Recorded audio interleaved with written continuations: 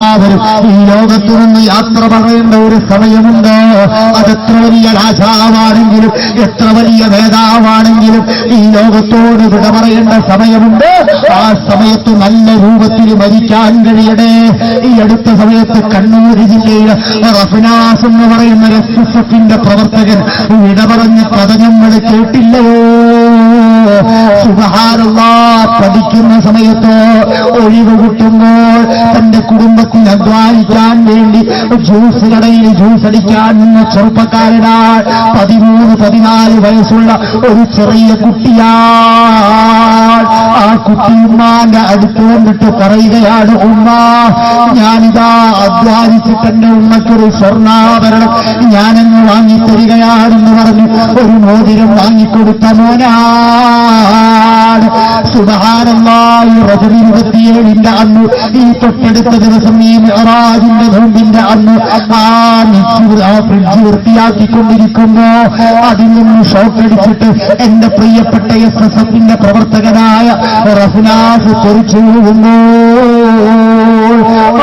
ചെറിയ കുട്ടിയെയും എടുത്തിട്ട് കണ്ണൂർ പരിയാരം മെഡിക്കൽ കോളേജിലേക്ക് കൊണ്ടുപോകാനൊരുങ്ങുമ്പോൾ ആ കുഞ്ഞുമോന് വെള്ളം കൊടുക്കാൻ വേണ്ടി അടുത്തുള്ള കടയിലെ ചെറുപ്പക്കാർ ഒരു പാത്രത്തിലെ വെള്ളവും കൊണ്ട് കടന്നു വരുമ്പോൾ ആ കുഞ്ഞുമോൻ പറയുന്നു, എനിക്ക് വെള്ളം വേണ്ട, എനിക്ക് നോമ്പ്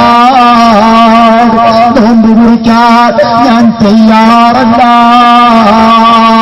സുബ്ഹാനല്ലാഹ്, ആ കുട്ടിയതാ ശഹാദത്ത് കലിമ ഉറക്കെ ചൊല്ലി നോമ്പുകാരനായി ഈ ലോകത്തോട് വിട പറയുകയാ.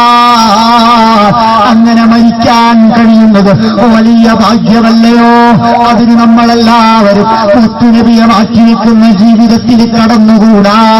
അതിനു വേണ്ടിയാണ് നമ്മളെ സംഘടനകൾ നിലകൊള്ളുന്നത്. എസ്എസ്എഫ് പ്രവർത്തിക്കുന്നത് അതിനു വേണ്ടിയാണ്. എസ്ഐഎസ് പ്രവർത്തിക്കുന്നത് അതിനു വേണ്ടിയാണ്.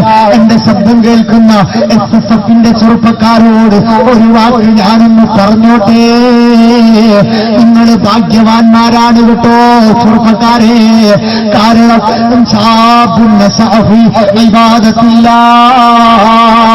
അല്ലാഹുവിന്റെ ദീന് വളർത്താൻ വേണ്ടി കഷ്ടപ്പെട്ട ചെറുപ്പക്കാരന് അർശിന്റെ തണലുണ്ടെന്ന് ഹബീബ് നബി മുഹമ്മദ് മുസ്തഫ സല്ലല്ലാഹു അലൈഹി വസല്ലമ തങ്ങൾ പഠിപ്പിക്കുമ്പോൾ നല്ല എസ്എസ്എഫുകാരനാണോ നമുക്ക് ആ കൂട്ടത്തിൽ ഉൾപ്പെടാൻ കഴിയും. അല്ലാഹു തൗഫീഖ് തരട്ടെ. കാരണം നമ്മളെ നിയന്ത്രിക്കുന്നത് വലിയ വലിയ ആലിമീങ്ങളാണ്. ആലിമീങ്ങളെ നിയന്ത്രിച്ചത് മശായിഖന്മാരാണ്. അവരെ നിയന്ത്രിച്ചത് ഹബീബായ പുന്നാര നബിതങ്ങളാണ്. ഞാൻ പറഞ്ഞു വന്നത്, മരിച്ചു പോകുമ്പോ നല്ല നിലയിൽ മരിച്ചില്ലെങ്കിൽ എല്ലാം അപകടമാണ് കേട്ടോ. എന്റെ പ്രിയപ്പെട്ട കൂട്ടുകാർ, തൃശൂർ ജില്ലയുടെ തീരാനഷ്ടമായി മാറിയ നസീർ എന്ന ചെറുപ്പക്കാരനെ അറിയുമോ? 21 വയസ്സുള്ള സമയത്ത് കോളേജിൽ ഡിഗ്രിക്ക് പഠിച്ചുകൊണ്ടിരിക്കുമ്പോ, സുബ്ഹാനല്ലാഹ്, 21-20 വയസ്സ് പ്രായമുള്ള സമയത്ത് എസ്എസ്എഫിന്റെ സെക്ടർ അല്ലിസാബ് ചീഫായി പ്രവർത്തിച്ചുകൊണ്ടിരിക്കുമ്പോ ഒരുപാട് ഫ്രീക്കന്മാർ വിലസുന്ന കോളേജ് ക്യാമ്പസിൽ, ഒരുപാട് അരാജകത്വം വിളയാടുന്ന പ്രൊഫഷണൽ കോളേജ് ക്യാമ്പസിൽ ഡിഗ്രിക്ക് പഠിച്ചുകൊണ്ടിരുന്ന എസ്എസ്എഫിന്റെ ചെറുപ്പക്കാരനോട് ഒരു രാഷ്ട്രീയ പ്രവർത്തകരുടെ, രാഷ്ട്രീയ വിദ്യാർത്ഥി സംഘടനയുടെ പ്രവർത്തകൻ ചോദിച്ചു, എനിക്ക് എസ്എസ്എഫിൽ പ്രവർത്തിച്ചത് കൊണ്ടെന്ത് നേട്ടമാണ്? ഈ സമയത്ത് എന്റെ നസീറിന്റെ മറുപടി എന്താണെന്നറിയോ? എസ്എസ്എഫിൽ പ്രവർത്തിച്ചപ്പോ എനിക്ക് കോളേജ് ക്യാമ്പസിലെ ചില സ്വകാര്യമായ ചില നിമിഷങ്ങൾ എനിക്ക് നഷ്ടപ്പെട്ടിട്ടുണ്ട്. ശരി തന്നെയാണ്, ചില അടിച്ചുപൊളികൾ മാറ്റിവെക്കേണ്ടി വന്നിട്ടുണ്ട്. പക്ഷേ ഈ രാഷ്ട്രീയ പാർട്ടിയിൽ പ്രവർത്തിക്കുന്നത് പോലെയല്ല. എനിക്കെന്താണ് എസ്എസ്എഫിൽ പ്രവർത്തിച്ചത് കൊണ്ടുള്ള നേട്ടമെന്നറിയോ? അതെന്റെ മരണത്തോടെ എനിക്ക് കാണാമെന്ന് പറഞ്ഞു 1 മാസം തികഞ്ഞില്ല, എന്റെ പ്രിയപ്പെട്ട കൂട്ടുകാരൻ, എന്റെ തോളിൽ കൈയിട്ട് പ്രവർത്തിച്ച പ്രവർത്തകൻ, എന്റെ കൈപിടിച്ചെന്റെ പ്രിയപ്പെട്ട പ്രവർത്തകൻ നദീർ എന്ന് പറയുന്ന ചെറുപ്പക്കാരൻ സെക്ടർ സാഹിത്യോത്സവം നടക്കുമ്പോ ആ സാഹിത്യോത്സവിന്റെ പേപ്പർ വർക്കുകൾ റെഡിയാക്കി അവസാന സമയവും ദീനിനു വേണ്ടി മാറ്റിവെച്ചു.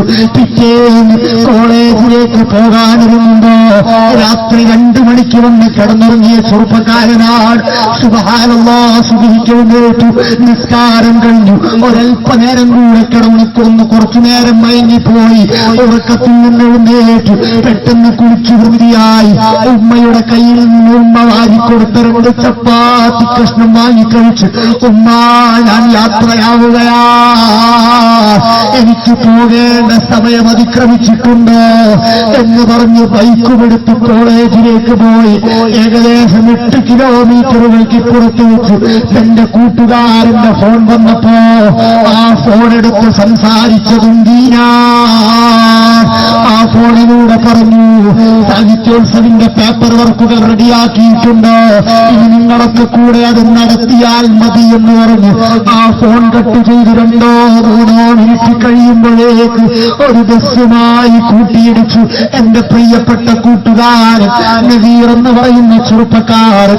എറണാകുളം മെഡിക്കൽ ടെസ്റ്റ് ഹോസ്പിറ്റലിൽ 57 ദിവസം അബോധാവസ്ഥയിൽ കിടന്നുപോയി. 58ാമത്തെ ദിവസം എന്റെ കൂട്ടുകാരനെ വീട്ടിലേക്ക് കൊണ്ടുവരുന്നത് മയ്യിത്തായിട്ടാ. ആ മഹല്ലിൽ ചരിത്രത്തിൽ ഇന്നുവരെ ഇല്ലാത്ത വിധം ജനനിബിഡമായ മയ്യത്തൂസ്കാരത്തിനു ശേഷം എന്റെ കൂട്ടുകാരനെ കബറിലേക്ക് ഇറക്കി വെക്കുമ്പോ കരയാത്ത കണ്ണുകളില്ല. ആ ചെറുപ്പക്കാരന് ആശീർവാദം അർപ്പിക്കാൻ സുന്നി കൈരളിയുടെ ആത്മീയ നേതൃത്വമായ കമറുൽ കാന്തപുരം ഉസ്താദ് വന്നിട്ടുണ്ട്. പണ്ഡിത് സയ്യിദ് തറവാട്ടിലെ അഭിവന്യരായ ജനിക്കുന്ന ജോഹർവാളം സയ്യിദ് ഇബ്രാഹിമുൽ ഖലീലുൽ ബുഖാരി തങ്ങൾ വന്നിട്ടുണ്ട്. ഒരുപാട് സുന്നി പ്രവർത്തകർ ഒരുമിച്ച് കൂടിയിട്ടുണ്ട്. അതുകൊണ്ട് എസ്എസ്എഫുകാരാ, നിനക്ക് ഫ്രീക്കില്ല കേട്ടോ, നിനക്ക് അടിച്ചുപൊളിയില്ല കേട്ടോ, മറ്റുള്ള സാഹചര്യങ്ങളില്ല കേട്ടോ, നിനക്കുള്ളത് ഹബീബായ നബിതങ്ങളുടെ മാർഗമാണ്, ആ ദീന് വളർത്താനുള്ള പദ്ധതിയാണ്. സുബ്ഹാനല്ലാഹ്, നദീർ നയിച്ച വേദന തീരുന്നുണ്ടോ? എന്റെ നാട്ടിലെ ഒരു യൂണിറ്റിന്റെ പ്രസിഡന്റായിരുന്ന മുഖ്താറും വിട പറഞ്ഞുപോയി. ഈ വരുന്ന ഈ മാസത്തിന്റെ അവസാനം എന്റെ മുഖ്താറിന്റെ 1ാമത്തെ ആണ്ടാണ്. അള്ളാഹു ഖബർ വിശാലമാക്കട്ടെ. തലേ ദിവസം കുറെ ആളുകളോടുകൂടെ യൂണിറ്റിലെ എസ്എസ്എഫിന്റെ പോസ്റ്റർ ഒപ്പിച്ചിട്ട് രാത്രി ഉറങ്ങാൻ പോകുമ്പോ തലവേദനിക്കുന്നു എന്ന് പറഞ്ഞ് കിടന്ന ചെറുപ്പക്കാരനാണ്. വെളുപ്പിന് വല്ലാത്ത തലവേദന, ഛർദിയും തുടങ്ങി. ഉടനെ ജൂബിലി മെഡിക്കൽ കോളേജിലേക്ക് കൊണ്ടുചെന്നു, ജൂബിലി മിഷൻ ഹോസ്പിറ്റലിൽ കൊണ്ടുചെന്നു. ഡോക്ടർമാർ ചെക്ക് ചെയ്തിട്ട് പറഞ്ഞു, തലയിൽ ട്യൂമർ പഴുത്തിരിക്കുകയാ.